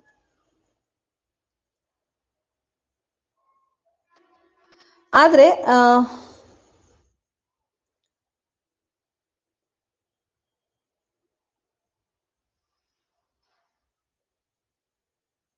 ಇವನ್ ನಂತರ 2ನೇ ಏಜಸ್ ಅಧಿಕಾರಕ್ಕೆ ಬರ್ತಾನೆ. ನೋಡ ನೆಕ್ಸ್ಟ್ ಯಾರಪ್ಪ ಅನ್ನಂದ್ರ ಮಥುರಾದ ಕ್ಷತ್ರಪರು. ಈ ಮಥುರಾದ ಕ್ಷತ್ರಪರು ಏನಪ್ಪಾ ಅನ್ನಂದ್ರೆ ಇವರು ಕೂಡ ಉತ್ತರ ಕ್ಷತ್ರಪರ ಒಂದು ಪಂಗಡದವರು. ಇಲ್ಲಿ ಪಂಜಾಬಿನಲ್ಲಿ ಏನ್ ಮಾಡ್ತಾರೆ, ಗ್ರೀಕರ ಆಳ್ವಿಕೆಯನ್ನು ಕೊನೆಗಣಿಸಿ ಮಥುರಾದವರೆಗೆ ತಮ್ಮ ಒಂದು ಏನು ಮನೆತನವನ್ನು ವಿಸ್ತರಣೆ ಮಾಡ್ಕೊಳ್ತಾರೆ. ಈ ಮಥುರಾವನ್ನ ರಾಜಧಾನಿಯಾಗಿಟ್ಟುಕೊಂಡು ಆಡಳಿತ ಮಾಡ್ತಾರೆ ಅಂತೇಳಿ ಹೇಳ್ಬೋದು. ಜೊತೆಗೆ ಈ ಮಥುರಾ ಕ್ಷತ್ರಪರಲ್ಲಿ ಹಾಗನ, ರಾಜೂಹುಲ, ಖರೋಷ್ಟ, ಸೋದಾಸ ಅಂತೇಳಿ ಅತ್ಯಂತ ಪ್ರಮುಖ ಅರಸರು ಈ ಮಥುರಾ ಕ್ಷತ್ರಪವನ್ನ ಆಳಿದಂತ ಪ್ರಮುಖರು ಅಂತೇಳಿ ಹೇಳ್ಬೋದು. ಇಲ್ಲಿ ಹಾಗನ, ಹಾಗಮಾಸ, ರಾಜುವಾಲ ಇವು ಯಾವುದು ಮಥುರಾ ಕ್ಷತ್ರಪ ರಾಜರ ಹೆಸರಾಗಿದ್ವು ಅಂತ ಹೇಳ್ಬೋದು. ಇನ್ನು 3ನೇದಾಗಿ ಉಜ್ಜಯಿನಿ ಕ್ಷತ್ರಪರು. ಇವರು ಉಜ್ಜಯಿನಿಯನ್ನ ರಾಜಧಾನಿಯಾಗಿಟ್ಟುಕೊಂಡು ಆಡಳಿತ ಮಾಡ್ತಾರೆ. ಅಂದ್ರೆ ಉಜ್ಜಯಿನಿ ಈಗಿನ ಮಧ್ಯಪ್ರದೇಶದಲ್ಲಿ ಬರ್ತೈತಿ. ಆ ಸಂದರ್ಭದಲ್ಲಿ ಅವರು ಮಾಳ್ವ ಪ್ರಾಂತ್ಯದ ಉಜ್ಜಯಿನಿಯನ್ನ ರಾಜಧಾನಿಯನ್ನಾಗಿ ಮಾಡ್ಕೊಂಡಿದ್ರು ಅಂತೇಳಿ. ಅವ್ರು ಆಡಳಿತ ಮಾಡ್ತಕ್ಕಂಥ ಪ್ರದೇಶ ಮಾಳ್ವ ಆಗಿತ್ತು. ಅವರ ರಾಜಧಾನಿ ಯಾವ್ದಾಗಿತ್ತಪ್ಪ ಅನ್ನಂದ್ರ ಉಜ್ಜಯಿನಿ ಆಗಿತ್ತು ಅಂತೇಳಿ ಹೇಳ್ಬೋದು. ಉಜ್ಜಯಿನಿ ಕ್ಷತ್ರಪರಲ್ಲಿ ಅತಿ ಪ್ರಸಿದ್ಧ ದೊರೆ ಯಾರಪ್ಪ ಅನ್ನಂದ್ರ 1ನೇ ರುದ್ರದಾಮನ್. ಈ ಒಂದು 1ನೇ ರುದ್ರದಾಮನು ಅತ್ಯಂತ ಶ್ರೇಷ್ಠ ಮತ್ತು ಪ್ರಸಿದ್ಧ ಅರಸನಾಗಿರ್ತಾನೆ ಅಂತ ಹೇಳ್ಬೋದು. ಈತ ಕ್ರಿಸ್ತಶಕ 120ರಿಂದ 150ರವರೆಗೆ ಆಡಳಿತದಲ್ಲಿರ್ತಾನೆ ಅಂತೇಳಿ. ಈ 1ನೇ ರುದ್ರದಾಮನ್ ಇದ್ದಾನಲ್ಲ, ಚಸ್ತಾನ ಉಜ್ಜಯಿನಿ ಕ್ಷತ್ರಪರ ಮೊದಲ ದೊರೆಯಾಗಿರ್ತಾನೆ. ಇವನ ಮೊಮ್ಮಗನೇ ಯಾರಪ್ಪ ಅನ್ನಂದ್ರ 1ನೇ ರುದ್ರದಾಮನ್ ಅಂತೇಳಿ ಹೇಳ್ಬೋದು. ಈ 1ನೇ ರುದ್ರದಾಮನ್ ತಾತ ಯಾರು ಅನ್ನಂದ್ರ ಚಸ್ತಾನ ಮೊದಲ ಅರಸ. ಯಾವದದ್ದು? ಉಜ್ಜಯಿನಿ ಕ್ಷತ್ರಪರ ಮೊದಲ ಅರಸ ಅಂತೇಳಿ ಹೇಳ್ಬೋದು. 1ನೇ ರುದ್ರದಾಮನನ ಕಾಲಾವಧಿಯಲ್ಲಿ ಈ ಏನು ಮಾಳ್ವ ಪ್ರದೇಶ ಐತಲ್ಲ, ಮಾಳ್ವ, ಗುಜರಾತ, ಕಚ್ಚು, ಖಾತೆವಾಡ, ಕೊಂಕಣ, ಹನೂಪ, ಆವಂತಿ, ಆಕರ ಪ್ರಾಂತ್ಯಗಳನ್ನ ವಶಪಡಿಸಿಕೊಂಡಿತ್ತು. ಅಷ್ಟು ವಿಸ್ತಾರವಾದಂತ ಏನು ಈ ಉಜ್ಜಯಿನಿ ಕ್ಷತ್ರಪರ ಪ್ರದೇಶ ಆಗಿತ್ತು ಅಂತೇಳಿ ಹೇಳ್ತಾರೆ. ಈತ ಅತ್ಯಂತ ಪ್ರಸಿದ್ಧ ಮತ್ತು ಪ್ರಜಾ ಅನುರಾಗಿಯಾಗಿರ್ತಾನೆ, ಅತ್ಯಂತ ಉದಾರಿ ಅರಸನಾಗಿರ್ತಾನೆ ಅಂತೇಳಿ ಇವ ಸಂಸ್ಕೃತ ಭಾಷೆಯಲ್ಲಿ ಇರ್ತಕ್ಕಂಥ ಜುನಾಗಢ ಶಾಸನ ಇವನ ಒಂದು ಆಳ್ವಿಕೆ ಬಗ್ಗೆ ಮಾಹಿತಿಯನ್ನ ನೀಡುತ್ತೆ ಅಂತೇಳಿ. ಯಾವ ಶಾಸನ? ಜುನಾಗಢ ಶಾಸನ. ಎಲ್ಲೈತಪ್ಪ ಅನ್ನಂದ್ರೆ ಗಿರ್ನಾರ್. ಗಿರ್ನಾರ್ ಅಥವಾ ಜುನಾಗಢ. ಈಗಿನ ಗುಜರಾತ್ ರಾಜ್ಯದ ಜುನಾಗಢ ಜಿಲ್ಲೆ ಗಿರ್ನಾರ್ ಅಂತೇಳಿ ನಾವು ಅರ್ಥ ಮಾಡ್ಕೊಳ್ಬೇಕು. ಈ ಒಂದು ಪ್ರದೇಶದಲ್ಲಿರ್ತಕ್ಕಂಥ ಸಂಸ್ಕೃತದಲ್ಲಿರ್ತಕ್ಕಂಥ ಈ ಶಾಸನ 1ನೇ ರುದ್ರದಾಮನನ ಬಗ್ಗೆ ಮಾಹಿತಿಯನ್ನ ನೀಡುತ್ತೆ ಅಂತೇಳಿ.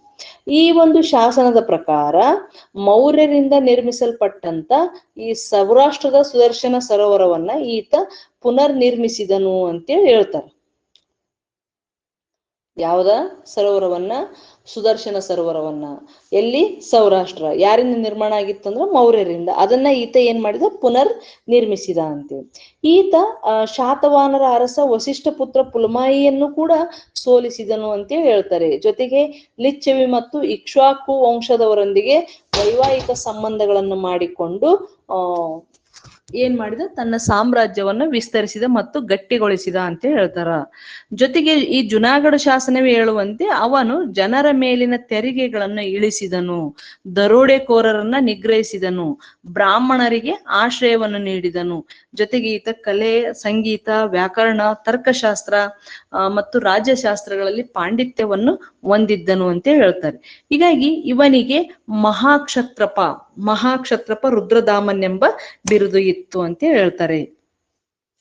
ಜೊತೆಗೆ ತನ್ನ ಒಂದು ಪಾಂಡಿತ್ಯ ಪ್ರತಿಭೆಗಳಿಂದಾಗಿ ರುದ್ರದಾಮನ್ ಭಾರತದ ಪ್ರಾಚೀನ ಭಾರತದ ಶ್ರೇಷ್ಠ ಅರಸರ ಸಾಲಿನಲ್ಲಿ ಕೂಡ ಪಾಲು ಪಡ್ಕೊಂಡಿದ್ದಾನೆ ಅಂತ ಹೇಳ್ಬೋದು. ಹಾಗಾಗಿ ರುದ್ರದಾಮನ್ ನಂತರ ಬಂದಂತ ಈ ಮಾಳ್ವರು ಮಾಳ್ವ ಪ್ರದೇಶದಲ್ಲಿ ಅಬೀರರು ಮತ್ತು ಮಾಳ್ವರು ಶಕರ ಬಲವನ್ನು ಕುಗ್ಗಿಸಿ ಆ ಪ್ರದೇಶವನ್ನ ವಶಪಡಿಸಿಕೊಂಡ್ರು ಅಂತ ಹೇಳ್ತಾರೆ.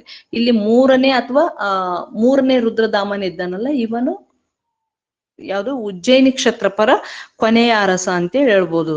ಇವನನ್ನ 2ನೇ ಚಂದ್ರಗುಪ್ತ, ಗುಪ್ತರ ಅರಸ 2ನೇ ಚಂದ್ರಗುಪ್ತ ಕೊಲೆ ಮಾಡಿದನಂತ ಹೇಳ್ತಾರೆ. ಇಲ್ಲಿಗೆ ಈ ಶಕ ಸಾಮ್ರಾಜ್ಯ ಏನೈತಲ್ಲ, ಗುಪ್ತ ಸಾಮ್ರಾಜ್ಯದಲ್ಲಿ ವಿಲೀನ ಆಯ್ತು ಅಂತ ಹೇಳ್ತಾರೆ. ಹಾಗಾಗಿ ಶಕ ಅರಸರುಗಳಲ್ಲೇ ಅತ್ಯಂತ ಪ್ರಸಿದ್ಧ ಅರಸ ಯಾರಪ್ಪ ಅಂದ್ರ 1ನೇ ರುದ್ರದಾಮನ್. ಇವನು ಯಾವ ಪ್ರದೇಶವನ್ನ ಆಳ್ತಾ ಇತ್ತಂದ್ರ ಮಾಳ್ವ. ಅವನ ರಾಜಧಾನಿ ಯಾವ್ದಾಗಿತ್ತಂದ್ರ ಉಜ್ಜಯಿನಿ ಅಂತ ಹೇಳ್ಬೋದು.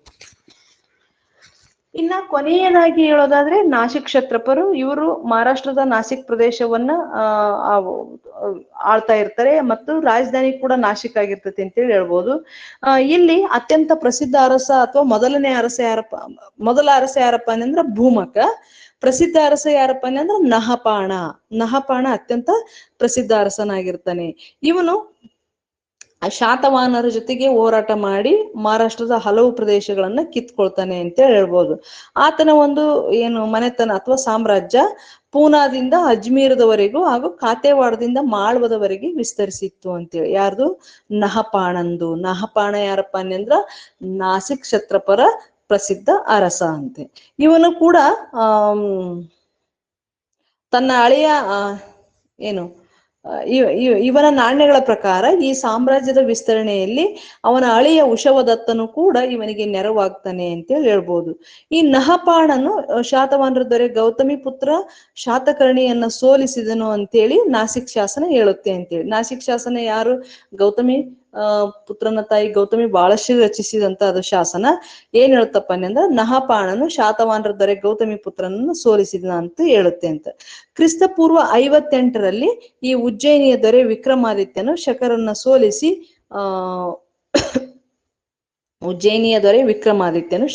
ಸೋಲಿಸಿ ವಿಕ್ರಮ ಶಕ ಆರಂಭಿಸಿದನು ಅಂತ ಹೇಳ್ತಾರೆ. ನಾನು ಆಗ್ಲೇ ಒಂದಿಷ್ಟು ಡೌಟ್ ಇತ್ತು ನೋಡ್ರಿ, ಶಕರವನ್ನು ಸೋಲಿಸಿದ್ರು, ವಿಕ್ರಮಶಕೆ ಆರಂಭ ಆಯ್ತು ಅಂತೇಳಿ. ಇಲ್ಲಿ ಕ್ರಿಸ್ತಪೂರ್ವ 58 ಅಂತ ಇತ್ತು. ಹಾಗಾಗಿ ಇಲ್ಲಿ ಕೂಡ ಕ್ರಿಸ್ತಪೂರ್ವ 58 ಇದೆ. ಈ ಉಜ್ಜಯಿನಿಯ ದೊರೆ ವಿಕ್ರಮಾದಿತ್ಯ ಇವನೇನ ಅಥವಾ ಇನ್ನೊಬ್ಬ ವಿಕ್ರಮಾದಿತ್ಯ ಇದ್ದಾನೆ ಅವನ ಅಂತ ಅದೊಂಚೂರು ಕನ್ಫ್ಯೂಷನ್ ಇದೆ, ನೋಡೋಣ. ಹಾಗಾಗಿ ಈ ವಿಕ್ರಮಾದಿತ್ಯನು ಶಕರನ್ನ ಸೋಲಿಸಿದ ನೆನಪಿಗೋಸ್ಕರ ವಿಕ್ರಮ ಶಕ ವರ್ಷವನ್ನ ಆರಂಭಿಸಿದನು ಅಂತೇಳಿ ಹೇಳ್ಬೋದು. ಇಲ್ಲಿಗೆ ಶಕರ ಒಂದು ಸಂತತಿ ನಾಶ ಆಗುತ್ತೆ, ಅರ್ಧ ಗುಪ್ತರ ಒಂದು ಸಾಮ್ರಾಜ್ಯದಲ್ಲಿ ವಿಲೀನ ಆಗುತ್ತೆ, ಇನ್ನರ್ಧ ಶಾತವಾಹನರಿಗೆ ಸೇರುತ್ತೆ. ಹಾಗಾಗಿ ಟೋಟಲ್ ಆಗಿ ಪಶ್ಚಿಮ ಭಾರತವನ್ನ ಆಳಿದಂತ ಶಕರು ಶಕಸ್ಥಾನವನ್ನು ತಮ್ಮ ಒಂದು ಕಾರ್ಯಕ್ಷೇತ್ರವನ್ನು ಮಾಡ್ಕೊಂಡಿದ್ರು ಮತ್ತು ಅವರ ಸಾಮ್ರಾಜ್ಯ ಅಲ್ಲಲ್ಲೇ ಹಂಚಿ ಹೋಗಿತ್ತು. ವಿವಿಧ ಭಾಗಗಳಲ್ಲಿ ಅವರು ಪ್ರಾಂತ್ಯಗಳನ್ನಾಗಿ ಮಾಡಿಕೊಂಡು ಆಡಳಿತವನ್ನ ಮಾಡಿದ್ರು ಅಂತೇಳಿ. ಅದರಲ್ಲಿ ವಿಶೇಷವಾಗಿ ತಕ್ಷಶಿಲಾ, ಮಥುರಾ, ಉಜ್ಜಯಿನಿ, ಮಾಳ್ವ, ನಾಸಿಕ್. ಮಾಳ್ವ ಅಂದ್ರೆ ಇಲ್ಲಿ ಉಜ್ಜಯಿನಿನೇ ಅಂತ ಅರ್ಥ ಮಾಡ್ಕೊಳ್ಬೇಕು ಅಂತೆ. ಇಷ್ಟು ಯಾರ್ದು ಶಕರ್ದು ಅಥವಾ ಸಿಥಿಯನ್ನರ್ದು ಅಂತೇಳಿ ಹೇಳ್ಬೋದು. ಇಲ್ಲಿ ಶಕ ಮತ್ತು ಸಿಥಿಯನ್ ಅಂದ್ರೆ ಎರಡು ಒಂದೇ ಪದ ಅಂತೇಳಿ.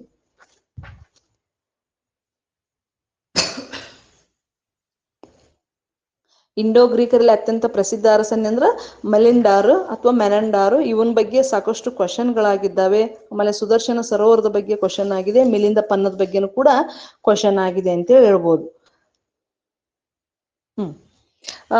ಇದ್ರ ನಂತರ ಈ ವಿದೇಶಿಯರ ಏನು ಆಳ್ವಿಕೆ ಇತ್ತಲ್ಲ, ಯಾರು ಈ ಇಂಡೋ ಗ್ರೀಕರು, ಶಕರು ಮತ್ತು ಕ್ಷತ್ರಪರು, ಇವ್ರು ಏನಿದ್ದಾರಲ್ಲ, ಅದ್ರ ಜೊತೆಗೆ ಇಂಡೋ ಪಾರ್ಥಿಯನ್ನರು, ಇವರು ಭಾರತದ ಮೇಲೆ ಯಾವ ರೀತಿ ಪ್ರಭಾವ ಬೀರಿದ್ರು, ಭಾರತದ ಸಾಹಿತ್ಯ ಇರ್ಬೋದು, ಭಾರತದ ಕಲೆ ಇರ್ಬೋದು, ವಿಶೇಷವಾಗಿ ಗಾಂಧಾರ ಕಲೆ ಇರ್ಬೋದು, ಇವುಗಳ ಒಂದು ಏನು ಬದಲಾವಣೆ ಆಯ್ತು, ಕಲೆ ಮತ್ತು ಧರ್ಮ ಇವುಗಳ ಮೇಲೆ ಯಾವ ರೀತಿ ಪ್ರಭಾವ ಬೀರ್ತೆ ಅನ್ನೋದ್ರ ಕುರಿತು ನಾವು ಇವತ್ತು ಚರ್ಚೆಯನ್ನ ಮಾಡೋಣ. ಈ ಒಂದು ಇಂಡೋ ಗ್ರೀಕರ ಪ್ರಭಾವದಿಂದ ಈಗ ಆಲ್ರೆಡಿ ಅಲೆಕ್ಸಾಂಡರ್ನ ಕಾಲಾವಧಿಯಲ್ಲೇನೆ ಇಂಡೋ ಒಂದು ಗ್ರೀಕರ ಪ್ರಭಾವ ಹೆಚ್ಚಾಗಿತ್ತು. ಆ ಸಂದರ್ಭದಲ್ಲೇ ಕಲೆ ಮತ್ತು ಪರ್ಷಿಯನ್ ಕಲೆಗಳು ಕೂಡ ಭಾರತಕ್ಕೆ ಬಂದಿರ್ತವೆ. ಇಲ್ಲಿ ವಿಶೇಷವಾಗಿ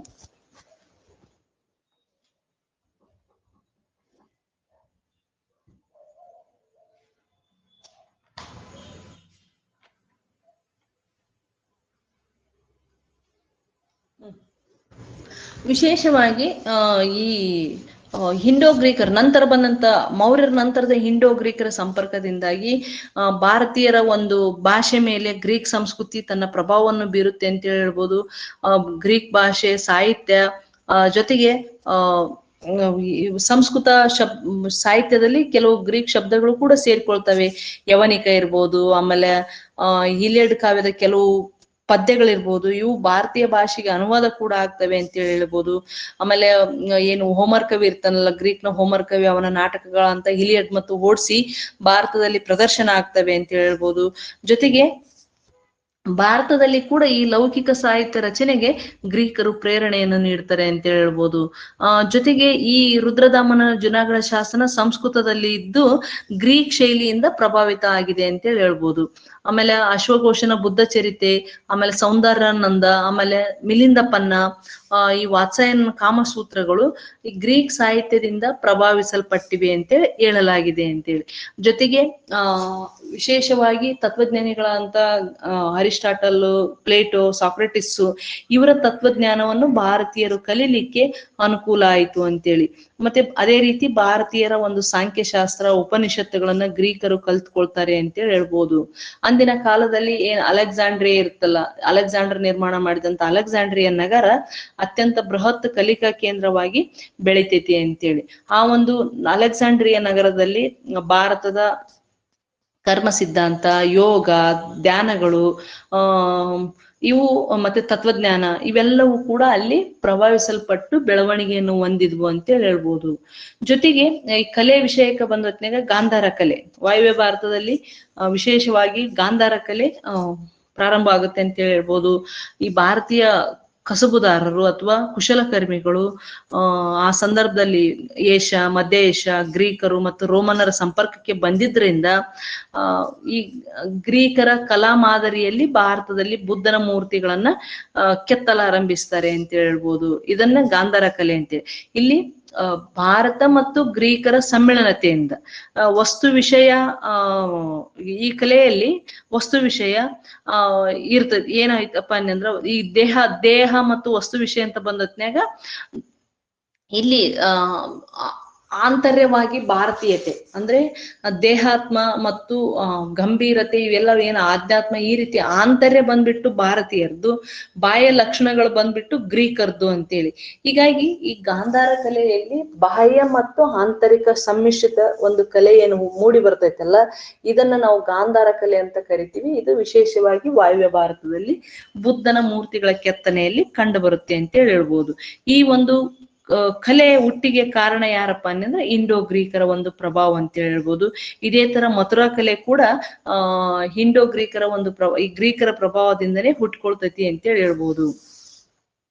ಜೊತೆಗೆ ಈ ಗುಹಾಂತರ ದೇವಾಲಯಗಳ ನಿರ್ಮಾಣ ಅಥವಾ ಗುಹೆಗಳ ನಿರ್ಮಾಣ ಐತಲ್ಲ, ಮೌರ್ಯರ ಕಾಲದಲ್ಲೇ ಪ್ರಾರಂಭವಾಗಿದ್ವು.